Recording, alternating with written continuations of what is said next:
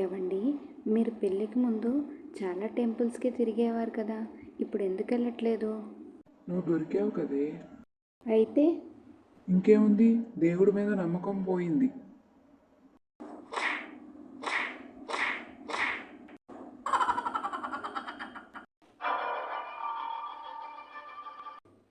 ఏవండి, ఈరోజు మీ బర్త్డే కదా, ఈవినింగ్ త్వరగా వచ్చేసేయండి. నేను మీకు ఇష్టమైన పాయసం చేసి పెడతాను. దాని తర్వాత షాపింగ్కి వెళ్ళి మీరు నాకు ఇష్టమైన రవ్వల నెక్లెస్ కొనిద్దురు. అదేంటే, నా పుట్టినరోజుకి నీకే కొనాలి, నీ పుట్టినరోజుకి నీకే కొనాలా? ఆ, నా పుట్టినరోజుకి నేనే వంట చేసి మీ పుట్టినరోజుకి నేనే వంట చేయట్లేదా మరి? ఈ పంచింగ్ పలక్నామాకే పంచా. యావండి, ఇంక వంట చేసింది చాలు, పక్కకు తప్పుకోండి. నేను అసలే వీడియో షూట్ చేస్తున్నాను.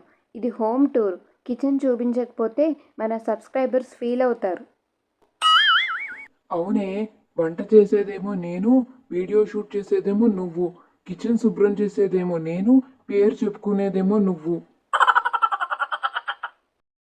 యావండి, మనం సోమవారం షాపింగ్కి, మంగళవారం హోటల్కి, బుధవారం ఔటింగ్కి, గురువారం డిన్నర్కి, శుక్రవారం సినిమాకి, శనివారం పిక్నిక్కి వెళ్తే చాలా బాగుంటుంది కదండి.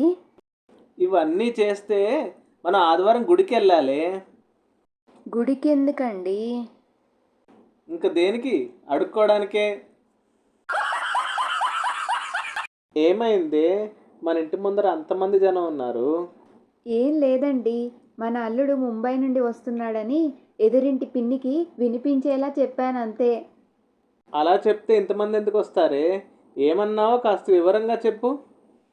ఏం లేదండి, ఈ మధ్య నేను ఇంగ్లీష్ నేర్చుకుంటున్నా కదా, అదే ఇంగ్లీష్లో చెప్పా.